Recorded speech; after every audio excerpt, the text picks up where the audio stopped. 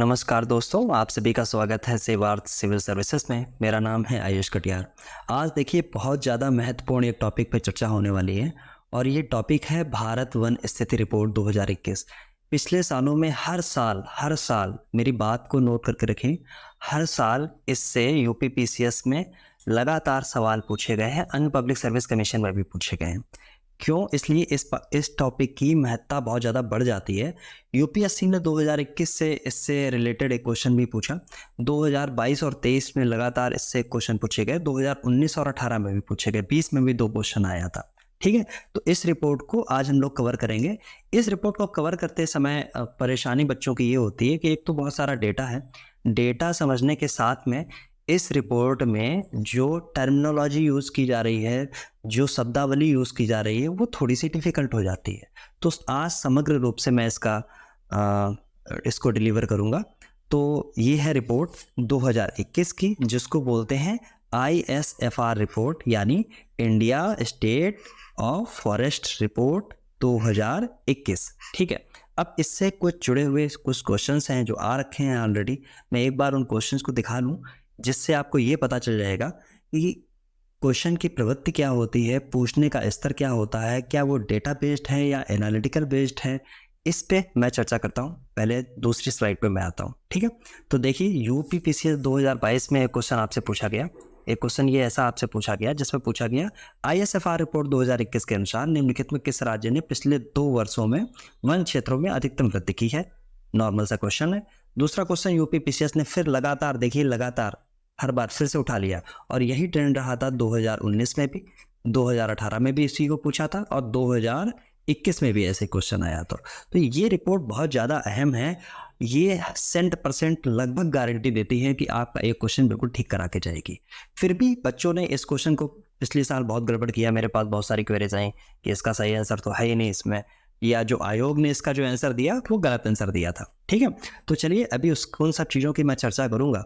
ठीक है, तो आपने 2 तरीके को क्वेश्चन देख लिए। एक में आपको 2022 में आपको सीधे आंसर लिखना चाहता, जबकि 2023 में आपको इसमें 2 स्टेटमेंट दिए गए थे और उनसे आपको आंसर डिराइव करना था। जबकि 2021 में यूपीएससी आईएएस ने एक क्वेश्चन पूछा आपको, जिसका जो क्वेश्चन थोड़ा सा अलग था, इस रिपोर्ट से थोड़ा सा अलग था, लेकिन कहीं ना कहीं जुड़ा हुआ है। क्योंकि इस रिपोर्ट को पढ़ते समय हम बहुत सारी चीज़ें भूल जाते हैं, केवल डेटा पे फोकस करते हैं। ठीक है, तो केवल डेटा पे जब हम फोकस करते हैं तो डेटा से इतर कोई भी क्वेश्चन आता है वो हमारा गलत हो जाता है।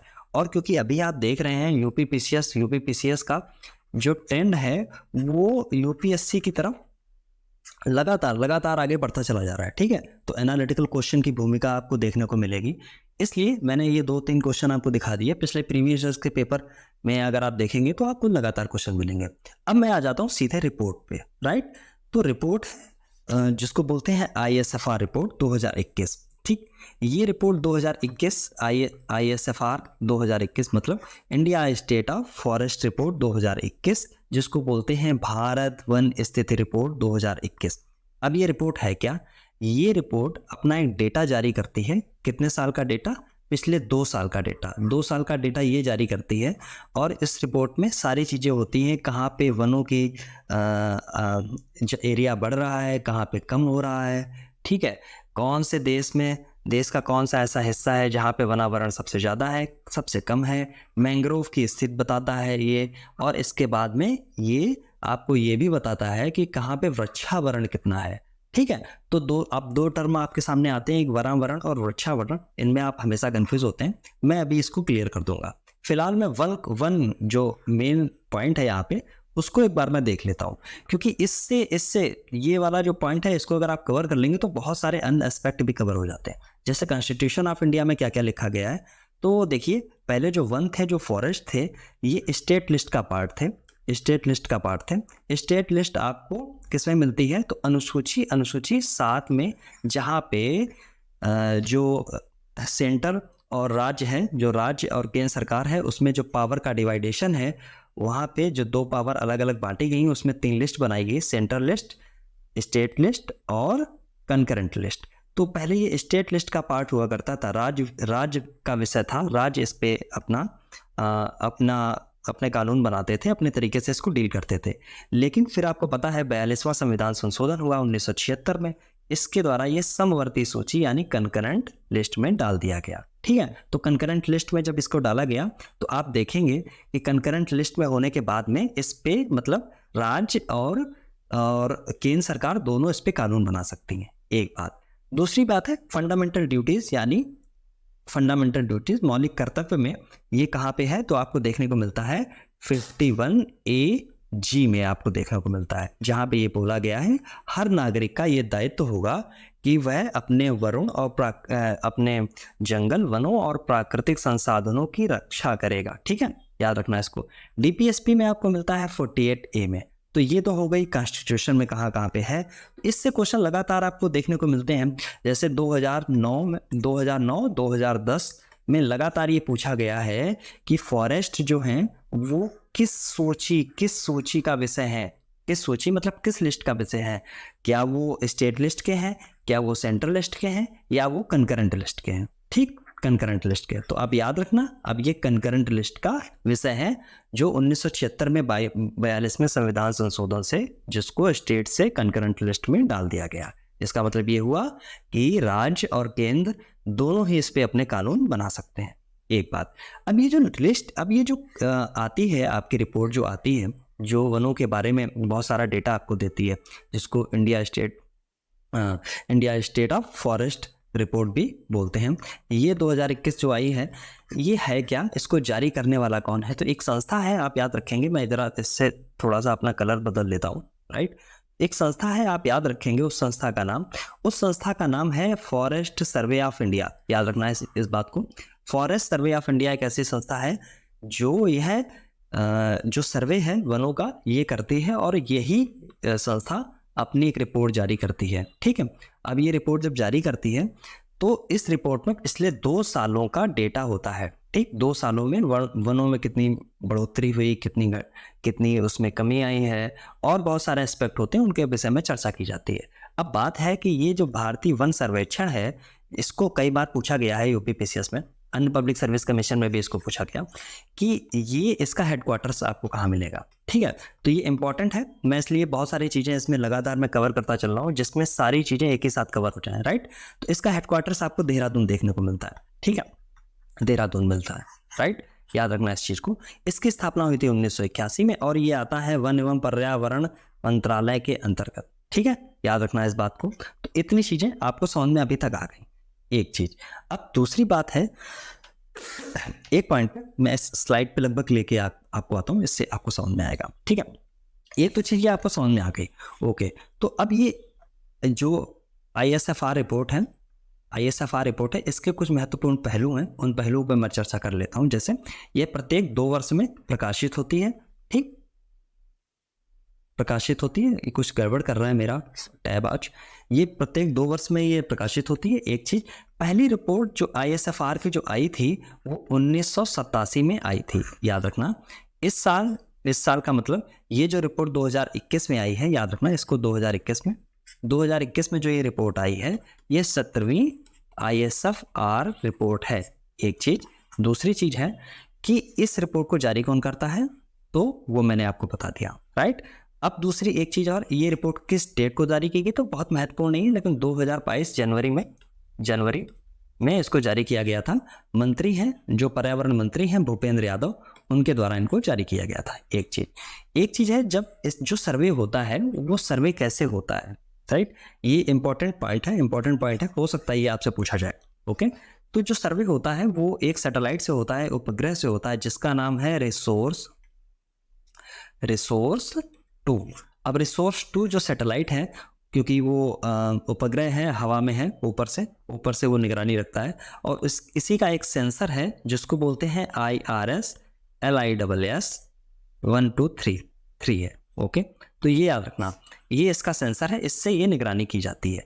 जैसे ही जब आप बाघ गणना रिपोर्ट जब आप पढ़ते हैं, आपने देखा होगा, तो वहाँ पे बाघ गणना रिपोर्ट में जो तरीका अपनाया जाता है वो कौन सा तरीका है, M स्ट्राइप्स। ये आपने लगातार नाम सुना, UPSC ने भी इसको पूछा है, ये यूपीएससी ने भी इसको पूछा है, यूपी पीसीएस ने भी इसको, इस पे एक सवाल नहीं आया बट यूपी एक स्टेटमेंट पे ही आ चुका है। तो एम स्टाइप जैसे monitoring system for tigers, initiative protection and ecological status, ठीक है, ये इसका फुल फॉर्म है। तो ये एक तकनीकी होती है जिससे बाघों की गणना की जाती है, उन पे उनके जो चिन्ह होते हैं ना, निशान ऐसे ऐसे, इसी तरीके से जो ये रिसोर्स 2 है, उपग्रह है, उसका ये सेंसर है, ये ऊपर से ये जंगल का जो एरिया है उसको पता करता है, ठीक है, कि कितना एरिया है। एक चीज, अब मैं इस पॉइंट को यहाँ पे मैं सबसे पहले सबको इरेज कर देता हूँ। अब मैं इस पॉइंट पे जैसे आपको लेके आता हूँ कि ये जो रिपोर्ट है ISFR, ये रिपोर्ट, एक मिनट मैं इस पे आपको लेके आता हूँ, ठीक है, हाँ इस पे आ जाइए। अब एक राष्ट्रीय वन नीति की यहाँ पे बात की गई है, राष्ट्रीय वन नीति 1988, ये इंपॉर्टेंट है, ये भी आपसे पूछा जा सकता है, ठीक। जैसे कुछ चीज़ें बहुत इंपॉर्टेंट हैं उनको मैंने यहीं पे ऑलरेडी मेंशन किया हुआ है, जैसे कि जो ISFR में जो इसका फॉरेस्ट सर्वे कौन कराता है, मैंने वो उसको ऑलरेडी लिखा हुआ है, ठीक है।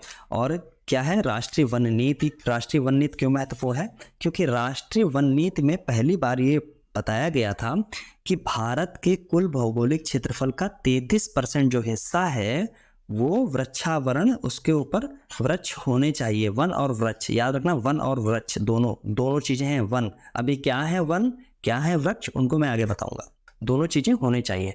इसमें एक पॉइंट आप और नोट करेंगे, जो एरिया नॉर्थ ईस्ट या हिमालयी राज्य हैं, हिमालयी राज्य, वहाँ पे वनावरण प्लस वृक्षावरण 66.66 यानी 2/3 होना चाहिए, जबकि अन्य भारत में मैदानी इलाकों में, अन्य भारत में 1/3 होना चाहिए, ठीक है, याद रखना। ये वन नीति आई है और इसी वन नीति में ये बोला गया था, एक बहुत इंपॉर्टेंट पॉइंट देखिए मैं बता रहा हूँ, याद रखना इन सब चीज़ों को। इसी वन नीति में, राष्ट्रीय वन नीति में ये कहा गया था कि 2030 तक ये जो लक्ष्य हैं हमारे, इनको हम पूरा करेंगे। अब क्योंकि बहुत सारे इसमें बहुत सारे एस्पेक्ट हैं, बहुत सारी अलग अलग हैं, तो कुछ एक चीज़ हैं, जैसे आपसे पूछा जा सकता है भारतीय वन अधिनियम कब आया, भारतीय वन अधिनियम कब आया, तो आप याद रखना, सुनते रहिए, 1927 में। मैं लिखूंगा तो बहुत लंबा हो जाएगा लेक्चर। वन संरक्षण, याद रखना, वन संरक्षण अधिनियम कब आया, ठीक, तो ये आया 1980 में, याद रखना, कई बार ये पूछा गया है, ये भी पूछा गया यूपी पीसीएस में। पर्यावरण संरक्षण अधिनियम आपको पता है 1986 में आया, और राष्ट्रीय वन नीति जो थी अभी मैंने बताई 1988 में आई थी। यही राष्ट्रीय वन नीति ये डिसाइड करती है कि भारत के कुल भौगोलिक क्षेत्रफल का 1/3 यानी 33.33% हिस्सा जो होगा वो वनावरण प्लस वृक्षावरण दोनों से आच्छादित होगा, ठीक, दोनों से वो ढका हुआ होगा। लेकिन जो पहाड़ी राज्य होंगे या जो पहाड़ी हिमालयी राज्य हैं, उनमें यही हिस्सा जो होगा वो 2/3 होगा, जो 66.33% है। इस चीज़ को अब इतनी बात समझ में आ गई। इसका मतलब ये है कि मैं छोटी छोटी बातें जो मैंने आपको बताई हैं, इससे बहुत सारी चीज़ें कवर अप हो जाती हैं, ठीक है, क्योंकि ऐसे क्वेश्चंस आपको लगातार देखने को मिले हैं, ठीक। आप अगर, मैं कहता हूँ पिछले आप वीडियो उठा के देखिए, पिछले आप जो क्वेश्चंस आए हैं उनको उठा के देखिए, जो मैंने एक एनालिसिस कर रखी है, राइट, मैंने एक एनालिसिस कर रखी है, उसमें ये सारी चीज़ें मैंने बताई हैं कि कौन कौन से क्वेश्चन किस किस सेक्टर से आते हैं, ओके। तो कुछ महत्वपूर्ण शब्दावली है, इसको समझना बहुत महत्वपूर्ण है, इसको बिना समझे आप इस रिपोर्ट को समझ ही नहीं सकते हैं, ओके। तो जैसे वनावरण, इस रिपोर्ट में जैसे आपको वर्ड एक मिलेगा वनावरण, एक मिलेगा वृक्षावरण, और फिर मिलेगा वनावरण प्लस वृक्षावरण, फिर आपको मैंग्रोव मिलेगा, प्लस फिर आपको झाड़ियां मिलेंगी, ठीक। तो अब बात है वनावरण की। वनावरण क्या होती, जैसे मान लीजिए ये एक पेड़ है, ये एक पेड़ है, ठीक है, ऐसे ऐसे ऐसे पेड़ लगे हुए हैं, ऐसे ऐसे पेड़ लगे हुए हैं, तो इसके ऊपर का जो एरिया होता है इसको बोलते हैं कैनोपी, ठीक है, इसको बोलते हैं कैनोपी। कैनोपी को जैसे कि आप शादी विवाह में जो ऊपर लगवाते हैं ना, सीलिंग, छत कपड़े की, उसको भी कैनोपी बोलते हैं, या आप जो लोग हाइकिंग के लिए जाते हैं टेंट लगा लेते हैं, उसको भी कैनोपी बोलते हैं। तो ये जो कैनोपी है, इस कैनोपी में अगर जमीन ढकती है, अगर जमीन ढक जाती है, मान लीजिए इस कैनोपी से, अब जाहिर सी बात है ऊपर से अगर सैटेलाइट कुछ देखेगा तो कुछ तो जमीन ढकेगी, कुछ तो एरिया उसका दिखेगा, कुछ एरिया नहीं दिखेगा, ठीक है। तो अगर ये जो आपका जो एरिया जो ढक गया है, वो मान लीजिए जो एरिया है वो अगर 10% से लेके 40% तक उसमें क्या हुआ, ये जो आपका घनत्व है, कैनोपी का जो डेंसिटी है, वो अगर 10 से 40% तक है तो उसको बोलेंगे खुले वन। ठीक है, याद रखना, खुले वन। लेकिन अगर यही 40 से लेके 70% तक अगर ये जो कैनोपी है उसकी डेंसिटी है तो उसको बोलेंगे कौन से वन, मध्यम घने वन। ठीक है, याद रखना, मध्यम। हो सकता है ये ज्योग्राफी में या कभी वैसे पूछ ले आपसे। ठीक, और अगर 70% से ये कैनोपी डेंसिटी जो है, वृक्ष छत्र घनत्व जिसको बोला गया है, ये अगर ज़्यादा है तो इसको बोलेंगे सघन वन। ठीक, बहुत घने वन या सघन वन। अब ये टोटल जितने हैं इन सबको बोलते हैं क्या, वन ओवरऑल। ठीक है, तो मतलब वन का मतलब ये हुआ अगर कैनोपी डेंसिटी आपके 10% से ज़्यादा है तो उसको आप बोलेंगे वन। ओके, एक चीज़। दूसरी चीज़ ये हो गई है कि अब तो ये वन हो गया, अब दूसरी चीज़ है तो वनावरण तो ये हो गया, तो वृक्षा, इसी को बोलते हैं वनावरण। ओके, तो वृक्षावरण क्या होता है? ओके, अगर कैनोपी डेंसिटी आपकी 10% से कम है तो उसको बोलते हैं झाड़ियाँ। ठीक, लेकिन जो वृक्षावरण है तो ये वनों के आसपास का जो एरिया है जहाँ पे वृक्ष लगे हुए हैं। ठीक है, लेकिन वन के रूप में उसे अधिसूचित नहीं किया गया है तो वो हो जाते हैं वृक्ष। अब जब आपको कभी मिले वनावरण, ठीक है, तो आप कंफ्यूज मत हो जाना, समझ लेना कैनोपी डेंसिटी 10 से लेके 10% से ज़्यादा है, वृक्षावरण उसके आसपास का एरिया है, और वनावरण प्लस वृक्षावरण में ये दोनों चीज़ें समाहित हो जाती हैं। ठीक, समझ गए? मैंग्रोव क्या होते हैं आपको पता है, आपने ज्योग्राफी में पढ़ लिया है। क्रैब मैंने बताई है 10% से जब कम हो जाएगी कैनोपी डेंसिटी तो झाड़ियाँ उन झाड़ियों वाले सेक्टर में आ जाते हैं। राइट, इतनी चीज़ें हम लोगों की हो गई हैं। अब इस चीज़ों को जैसे कैसे समझेंगे हम लोग, मान लीजिए जैसे ये वनावरण लिखा हुआ है, इस वनावरण का मतलब ये है कि यहाँ पे कैनोपी डेंसिटी 10% से ज़्यादा है। ठीक है, कैनोपी डेंसिटी 10% से ज़्यादा है तो ये वन हो गए। अब जो वन होते हैं, वन में ही मैंग्रोव को शामिल किया जाता है, ये इंपॉर्टेंट पॉइंट है, याद रखना इस चीज़ को। लेकिन वृक्ष टोटली अलग है जहाँ पे कैनोपी डेंसिटी 10% से कम है। राइट, याद रखेंगे। अब इसको और इसको जब मिला देंगे तो आपको मिलेगा कुल वनावरण प्लस वृक्षावरण। अब मैंने ये सब चीज़ें क्यों बताई, क्योंकि आप अभी परेशान होते हैं इसलिए, क्योंकि यूपीपीसीएस 2023 में जो आपसे क्वेश्चन पूछा गया उसमें उसने पूछा है कुल 1%, लेकिन उसने जो डेटा था वो गलत दिया जाके। ठीक, उसने शायद डेटा दिया है 12.8% के आसपास, जबकि सही डेटा 9.23% के आसपास है। ठीक है, इंपॉर्टेंट है, याद रखना एक चीज। तो हम वनावरण और वृक्षावरण में लगातार हम कंफ्यूज होते हैं। राइट, तो इन चीज़ों से, इस कन्फ्यूजन से बचने के लिए ये डेटा बताना बहुत महत्वपूर्ण है। ठीक है, इसलिए ये डेटा बताना जरूरी मैंने समझा। तो ये इतनी चीज़ें हो गई। आगे के पॉइंट पे मैं कुछ आता हूँ। अब जैसे कुछ डेटा है आपके सामने, इस डेटा को जरा देख लीजिए। जैसे वनावरण, अब यहाँ पे केवल वनावरण की बात हो रही है। इसकी पीडीएफ, हाँ एक चीज़ और है, इसकी पीडीएफ आपको टेलीग्राम चैनल पर मिल जाएगी। ठीक है, इसकी टेलीग्राम चैनल पर मैं कल डाल दूंगा। राइट, तो उससे आपको इससे बार बार पढ़ने में भी बहुत आसानी होगी। ठीक है, तो वनावरण जो है इसमें सर्वाधिक क्या है, सर्वाधिक क्षेत्रफल। ठीक, जो ISFR रिपोर्ट आई है 2021 के अनुसार जो वनावरण है देश में, ऐसे कौन से राज्य हैं जिसमें सर्वाधिक क्षेत्रफल वाले वनावरण वाले राज्य हैं, आप इसको याद रख लेना। मध्य प्रदेश, अरुणाचल, छत्तीसगढ़, 3 आप देख लीजिए, लेकिन चौथा 5वां भी याद कर लीजिए, क्योंकि कई बार ये भी आपसे पूछा जा सकता है, लेकिन 3 आप रट के जाएंगे। राइट, लेकिन एरिया वाइज में अगर स्टेट की बात करूं, एरिया वाइज स्टेट की मतलब परसेंट वाइज अगर स्टेट की बात करूं तो नंबर 1 पे मिजोरम, फिर अरुणाचल, फिर आपको मेघालय मिलता है। ठीक, लेकिन अगर फिर वहीं पे अगर यूनियन टेरिटरीज की मैं बात करूं तो यूनियन टेरिटरीज में एरिया वाइज आपको जम्मू कश्मीर देखिए, एक चीज़ याद रखना, ये रिपोर्ट 2021 की रिपोर्ट है, 2022 में प्रकाशित हुई है। उस समय जम्मू कश्मीर और लद्दाख दोनों अलग हो चुके थे, इसलिए जम्मू कश्मीर और लद्दाख को अलग अलग रखा गया है। तो एरिया वाइज अगर यूटी की मैं बात करूं तो जम्मू कश्मीर जो है वो टॉप पे है, फिर अंडमान निकोबार, फिर लद्दाख। जबकि अगर परसेंट वाइज देखोगे तो लक्षद्वीप आपको टॉप पे मिलता है, फिर अंडमान निकोबार मिलता है, फिर नीचे आ जाते हैं। तो आप लगभग टॉप के 2 या 3 तो आप याद करके रखेंगे, जैसे जो इंपॉर्टेंट है, जैसे ये वाला ये इंपॉर्टेंट है, ये इंपॉर्टेंट है, इसके 3 याद रखेंगे ना, बाकी के आप 2 अगर याद कर लेंगे तो काम चल जाएगा आपका। फिर वनावरण में न्यूनतम है, न्यूनतम एरिया किसका है? एरिया देखिए यहाँ पे क्षेत्रफल की बात कर रहे हैं, स्टेट की बात हो रही है, इन चीज़ों को ध्यान में रखेंगे तो हरियाणा पंजाब, हरियाणा से लगा हुआ पंजाब और गोवा, ठीक है, याद रखना। लेकिन परसेंट की अगर मैं बात करूंगा तो परसेंट में हरियाणा पंजाब के बाद में गोवा हट जाएगा, यहाँ पे राजस्थान आ जाएगा। राजस्थान का एरिया बहुत बड़ा है, उसमें जो वन है उस एरिया के परसेंट में वो क्या हो जाते हैं, ठीक है, आगे आ जाओ। वृक्षावरण, देखिए वनावरण की बात अब हो गई, ठीक, अब वृक्षावरण की बात हो रही। वृक्षावरण में सर्वाधिक एरिया राज्य की यहाँ पे बात हो रही है, तो महाराष्ट्र, राजस्थान और मध्य प्रदेश। जबकि न्यूनतम क्षेत्रफल की बात हो रही है, एरिया न्यूनतम क्षेत्रफल राज्य स्टेट की बात हो रही है, सिक्किम, मणिपुर और त्रिपुरा आपको मिलते हैं।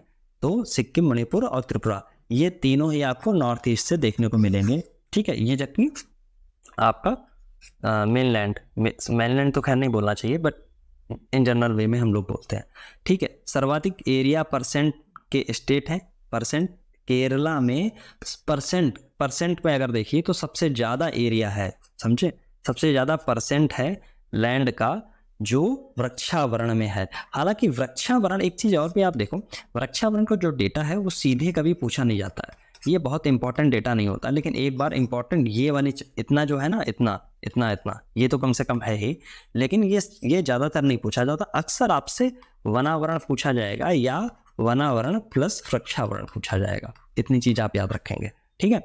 तो सर्वाधिक यूटी में है, चंडीगढ़, ठीक, याद रखेंगे आप। फिर कुल, ये इंपॉर्टेंट है, ये जैसे ये इंपॉर्टेंट डेटा है तो इसको याद रखना।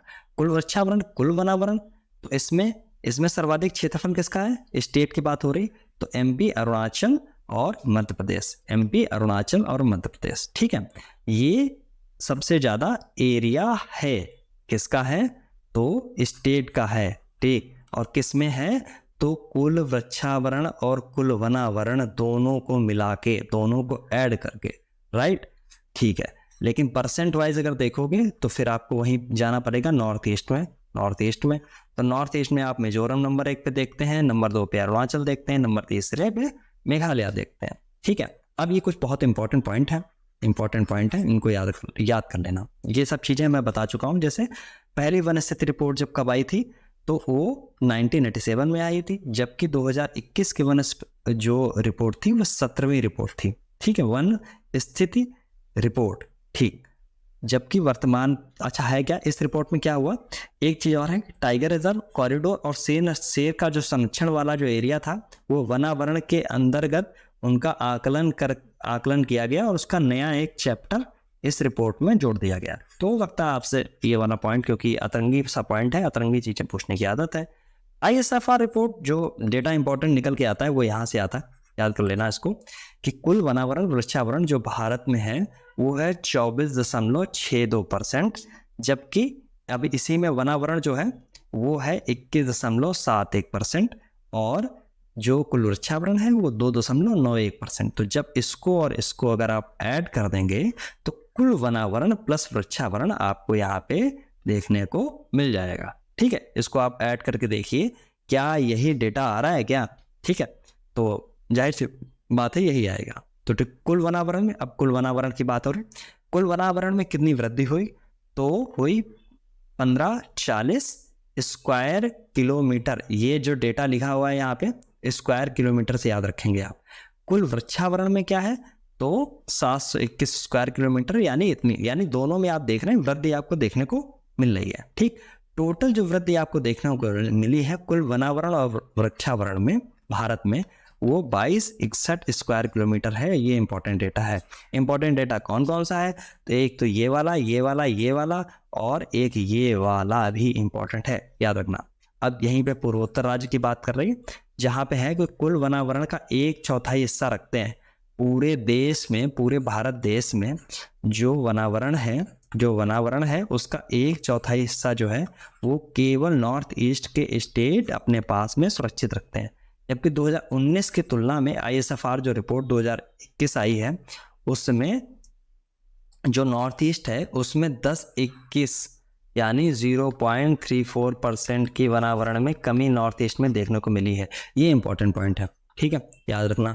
ठीक है, तो आप जब बार बार इसको देख लेंगे 2-3 बार तो डेटा आपको रट जाएगा। ठीक है, और इसको बहुत तेज करके देखोगे तो डेटा बिल्कुल नहीं याद होगा आपको। अगर धीमे देखते हो तो डेटा याद होगा। एक चीज़ ये तो नेशनल डेटा हो गया।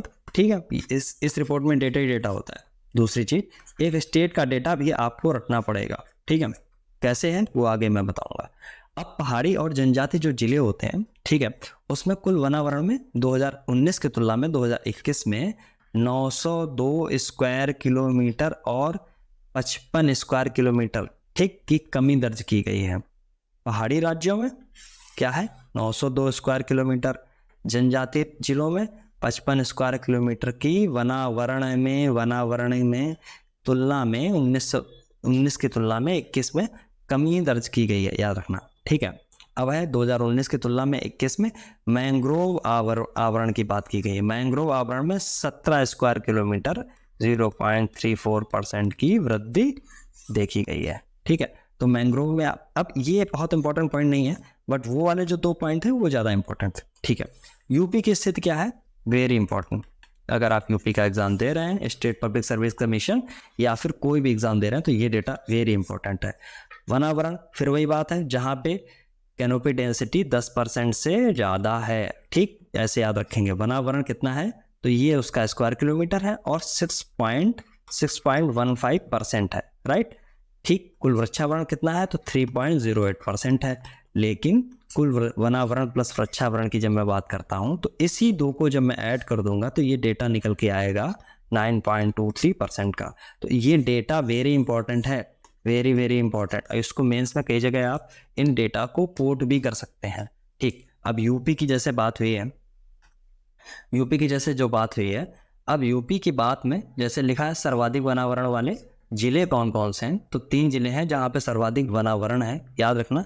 सर्वाधिक वनावरण वाले जिले हैं, ठीक है, तो एक है सोनभद्र, खीरी, मिर्जापुर। ठीक, न्यूनतम वनावरण वाले जिले कौन कौन से, तो भदोही, मऊ और मैनपुरी। अब यूपी पीसीएस में जो 2023 का जो पेपर है उसका आंसर यहाँ छुपा बैठा है।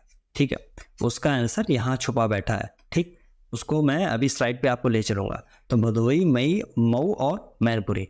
परसेंट वाइज में अगर देखोगे तो सोनभद्र, चंदौली, पीलीभीत आ जाता है, जबकि यहाँ पे न्यूनतम वनावरण में भदोही, मैनपुरी के बाद देवरिया आ जाता है। ठीक है, तो यहाँ पे देवरिया जो है वो तीसरे नंबर पे, मैनपुरी दूसरे नंबर पे, जबकि भदोही तीसरे नंबर पे। अगर आप किसी और स्टेट से हैं, मान लीजिए बीपीएससी आपको देना है, यूकेपीएससी अगर देना है, तो आपको ये डेटा रट लेना है। ठीक, या एमपी से अगर है तो ये वाला डेटा आपको रटना है, झारखंड से है तो ये वाला डेटा रटना है।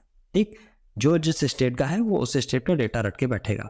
अब 2000 मुझे याद आ रहा है 2018 में क्वेश्चन देखिए आया था यूपी पीसीएस में।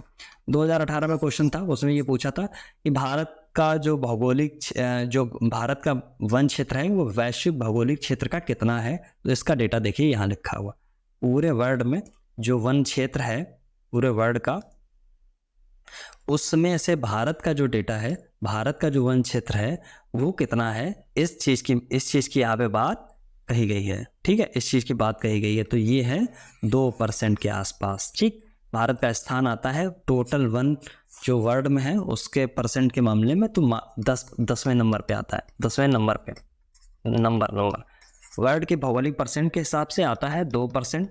वैश्विक भौगोलिक वन क्षेत्र का टोटल देखिए यहाँ पे लिखा हुआ है वैश्विक, यहाँ पे आप कंफ्यूज मत हो जाना, वैश्विक वन क्षेत्र का परसेंट है ये, ना कि वैश्विक वन क्षेत्र का परसेंट है, ना कि वैश्विक क्षेत्र का 1% भारत में है। मतलब समझ रहे हैं कि अगर पूरे वर्ल्ड में वन क्षेत्र है तो उसमें भारत में जो वन क्षेत्र है, ये भारत का वन क्षेत्र, इसके टोटल वन क्षेत्र का कितने परसेंट है, आप समझ में आ गया।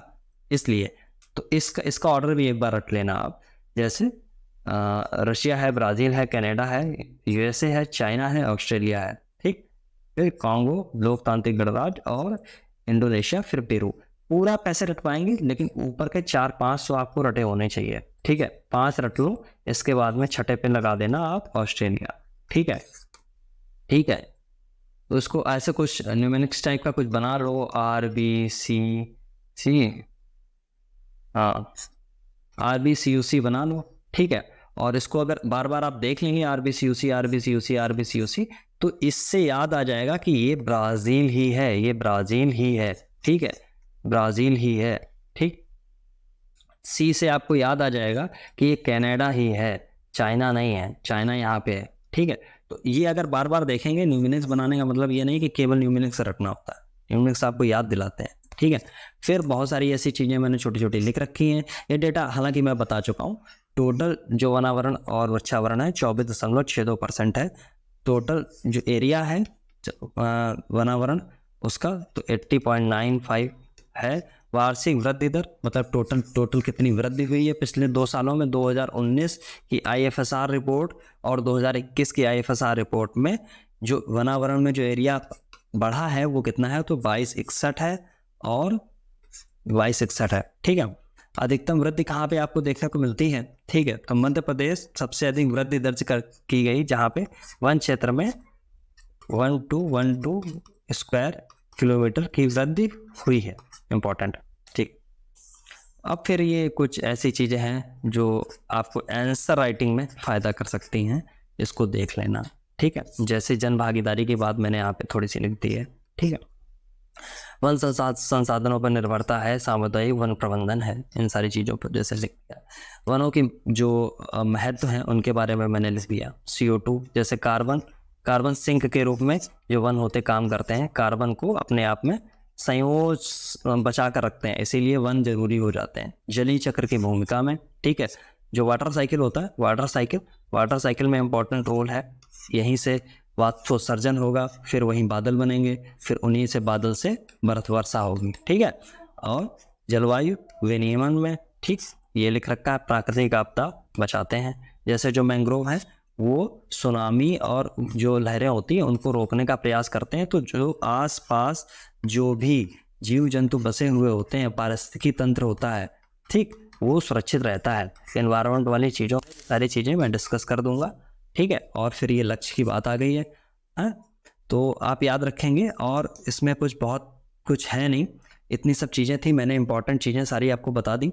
कुछ एक महत्वपूर्ण सूचना ये है कि आप अगर सच में आप यूपी PCS प्रीलिम्स के लिए अगर आप 2024 के लिए ज़रूरी समझते हैं तो सेवा सिविल सर्विसेज को ज्वाइन कर लेना। हमारा एक टेलीग्राम चैनल भी है, Telegram channel plus WhatsApp group बहुत एक्टिव नहीं है, बट टेलीग्राम चैनल थोड़ा सा अभी स्टार्ट किया है, तो इस पे आप आ जाना, चैनल को सब्सक्राइब जरूर कर लेना। दूसरी बात, इस सब कार्यक्रम को बनाने में थोड़ी सी मेहनत लगती है, तो अगर ये बेनिफिशियल रहा हो तो वाया कमेंट या लाइक और डिसलाइक अपनी कम से कम आप जो आपकी उपस्थिति है कम से कम उसको तो आप दर्ज करा सकते हैं, राइट। तो इतना तो मेरा मांगने का आपसे हक बनता है, तो इस हक के अकॉर्डिंग मैं आपसे कह रहा हूँ, कम से कम अगर अच्छा लगा हो सेशन आप, तो आप वाया कमेंट बता सकते हैं और लाइक करके बता सकते हैं, डिसलाइक करके बता सकते हैं। अदरवाइज हाँ, सेवा सिविल सर्विसेज का यहाँ पे मैं एक नंबर नोट डाउन कर रहा हूँ, 9455302897। इस पे आप केवल एग्ज़ाम या यूपी PCS प्रीलिम्स लिख के ही आप मैसेज करेंगे। इसके साथ में 20 मई से एक बैच स्टार्ट हो रहा है यूपी PCS प्रीलिम्स को ध्यान में रखते हुए, ठीक है। पिछला जो बैच था वो रिव्यू ऑफिसर पे था, और क्योंकि एग्ज़ाम कैंसिल हो गया, नहीं तो आपके सामने बहुत बेहतर रिजल्ट नज़र आता, आपको मैं दिखाता, ठीक है। अभी वो मैं दिखा नहीं सकता हूँ। तो नई भूमिका है, नई भूमिका में नए लोगों की आवश्यकता है, नए स्टूडेंट्स की भी आवश्यकता है और नई ऊर्जा की आवश्यकता है साथ के साथ। जो मैं चाहता हूँ कि मैं दरअसल इतना घिस के मैं इतना तैयार करना चाहता हूँ बच्चों को कि उसका इफ़ेक्ट नज़र आए एग्ज़ाम में, और उससे देखिए खुद भी बहुत आत्मसंतुष्टि होती है। जो मैं कर रहा हूँ इसकी क्रेडिबिलिटी क्या है, राइट। इसकी क्रेडिबिलिटी तब तक जाहिर नहीं हो पाएगी जब तक लोग ऐसे मिलेंगे नहीं, जब तक लोग ऐसे सामने निकल के आएंगे नहीं, ठीक है। तो आप में उस समय मेरी भूमिका क्या है और आपकी भूमिका क्या है, इस पर एक सामंजस्य की स्थिति बने, इसलिए ये सारी चीज़ें हैं। Thank you very much. और ये वाला काम जरूर कर देना, right. Thank you, okay, bye bye.